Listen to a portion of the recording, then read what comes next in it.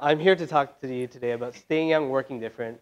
This is a great event for that because, as you saw earlier with the stuff from the Sixth Sense stuff from MIT Media Lab, you can see how technology is changing the way we live and the way we interact with the world very, very, very quickly. And that is always super, super exciting. Awesome. So I'm here to talk to you today about how to adapt in this world. But before we go into that, before we go into the exciting stuff, a little bit about me. This is me back in high school. I had a pretty typical upbringing. I was a big band geek, and I played in a band, so I'm a musician. And I really, really like computers. So I eventually, studied programming, and here I am. I took some really, really weird paths, and I ended up here making apps. But basically,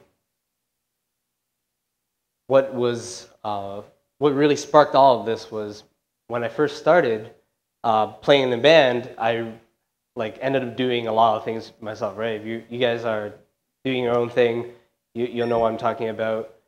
If you need to book shows, then you got to figure out how to contact promoters. Then you got to figure out how to find promoters. Then you got to figure out how to get there. And you got to get there. You set up things yourselves, and I found moving my own amp on stage really rewarding, and so I figured I'd do the same thing. Also, when I worked on the nerdy computer stuff, I work at a small startup. So I work at Xtreme Labs. We make really cool apps on smartphones. So some of you, especially Steph, definitely has some apps. So really excited about last few years and what's coming in terms of how quickly things are changing. And so I want to talk to you today about how to stay young and how to work different in this environment. But this is not a talk that's a slagging experience. I think deep expertise and being really good at something is obviously important, as you'll see here today, all the really talented folks that are around, building robots and speaking to you on stage. But there is no doubt that being youthful is a great competitive advantage when you're in the tech space. So 19, 20, 21. These are the ages of Mark Zuckerberg, Bill Gates, and Steve Jobs when they started Facebook, Microsoft, and Apple in the proverbial garage. Obviously, Steve Jobs started with Woz. But basically, in the tech space, we're really comfortable with investing in youth, right? We're really comfortable with the idea that young people can build something from scratch and make something really exciting and change the world. And we're not as comfortable with it in other parts of our lives, right? Music's one of those places where being young also is really interesting, but most of the time your inexperience counts against you, right? Being called a rookie, being called green sucks, right? It's not a thing that you want to be called.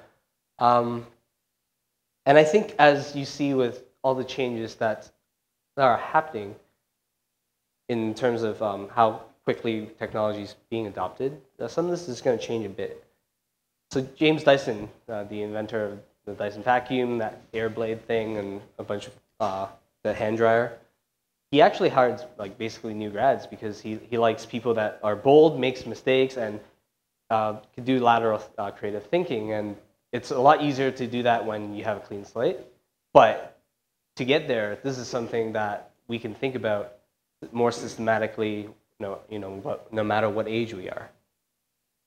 So that's why we gotta stay young, right? At the most simple, staying young usually means being open and open-minded, being curious about things, and more specifically, sorry, I got really rough here today. Working different is something to consider as well. Technology changes how we live and how we work, right? With radio came Elvis, with MTV came Michael Jackson, both gone now. And with YouTube came Justin Bieber. Hey, Steph? Yeah. All right, so technology is the same, right?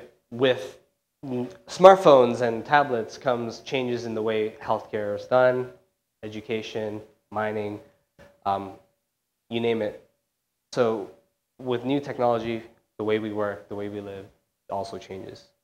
And I think the most important thing to remember is, who here watched Magic School Bus? All right, so what is the one lesson you learned from Miss Frizzle? You get messy and make mistakes. And this is really, really important when you need to be creative and innovative and you're in a place where things change a lot. And you need to be fearless. You need to be in an environment where it's comfortable to make mistakes. Because if you are scared of making mistakes, then you're going to get crushed if you need to innovate. I want to explain what the innovator's dilemma is as follows. You make a great horse buggy, and then people start buying it. So now people are paying for some really cool new way to travel that you've created, and you're going to just keep improving. You're going to make a better and better horse buggy, but if you're not fearless about taking chances and getting messy and making mistakes, you'll never invent the car. You're going to be stuck making the horse buggy. And so in a world where a new car that replaces what you're doing happens more and more frequently, you have to be very comfortable with making mistakes. And when you're young, like I make lots of mistakes, and I think we can all learn to remember that, hey, it's okay to take a risk sometimes and make mistakes. So be fearless and have a life. And I mean this in the best way possible. I mean this in terms of work-life balance. So I know when we're young and we're starting out and everybody is always hustling and working really hard and trying to make a living. But in a world where you have to be very effective in creative thinking, you may have to do a lot of lateral thinking, and that requires lots of different experiences outside of immediately of what you're doing. So, like for example, I'm a musician and I use a lot of crazy creative tools to make beats, and that actually is where I get a lot of software ideas and things like that. And generally speaking, if you have something for example, if you fish a lot, you're probably going to come with some great ideas that's related to something that you do. So have a life, and the other side of having a life in terms of outside of work-life balance and having hobbies and helping with that is actually enjoying work itself. Work should be play, and you should feel like you're having a life when you're working. And if you can get there, then you're golden. You're going to stay young and you're going to work different. And embrace the crowd. There's filmmakers here, people making their own hardware. There's musicians.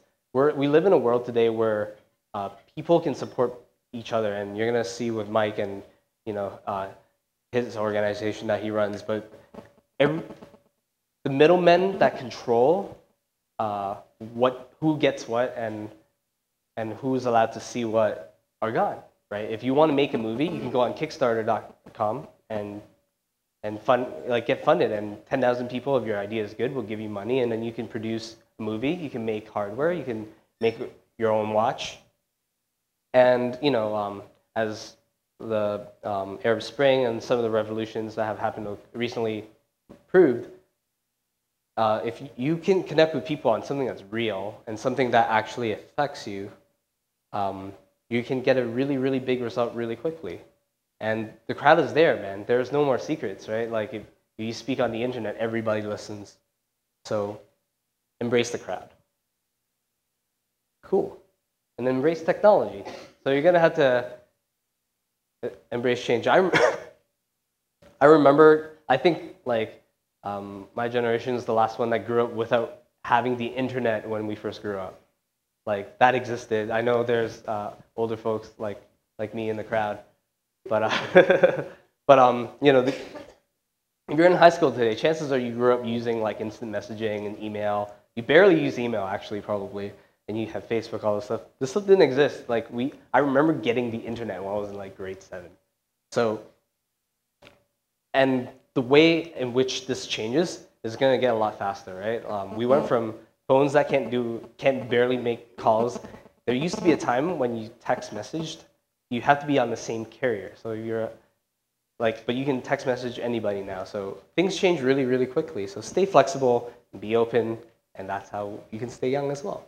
And defy convention. I think this one is the other part of, how to beat the innovator's dilemma and how to actually think about working, you kind of have to not be a cynic about it. Don't say everything sucks, just everything is broken. But healthy skepticism is very, very useful in a world where we have lots of processes, lots of ways of doing things because that's how it's been done.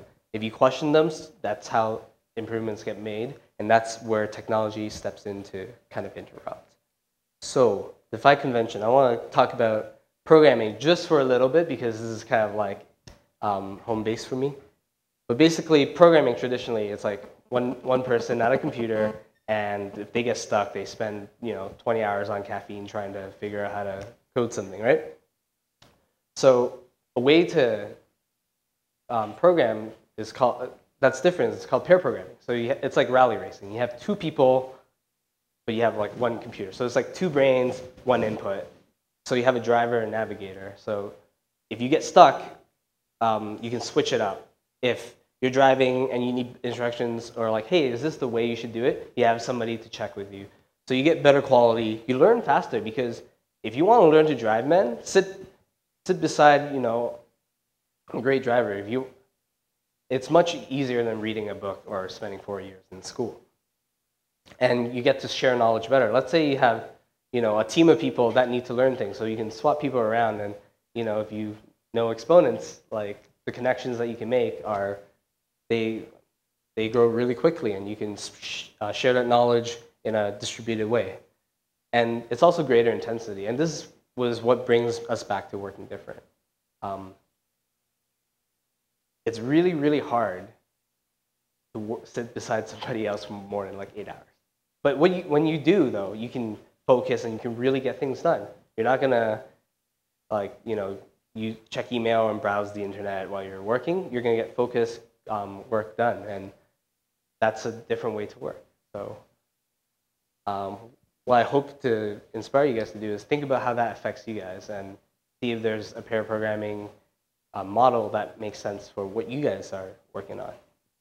So I'd like to talk a little bit about Haruki Murakami. He is Japan's best-selling international author. He started writing when he was 29, so it's a great story, right? He's watching a game of baseball in the stadium, and he's a jazz bar owner, and somebody hits a double in the air, and he suddenly has an epiphany, I'm going to write a novel.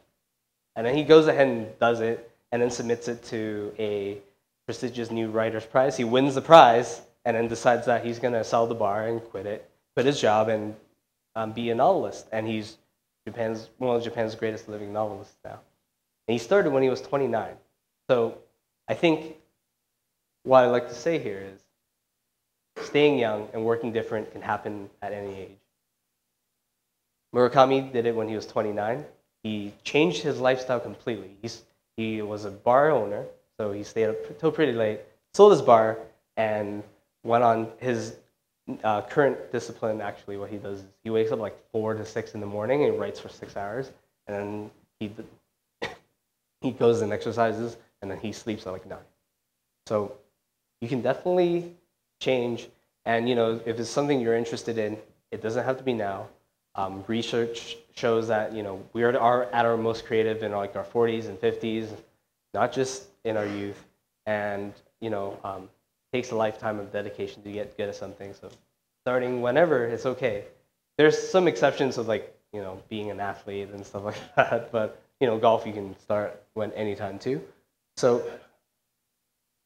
seriously, so think about it. Think about what it means to you to stay young and work different. And thank you very much.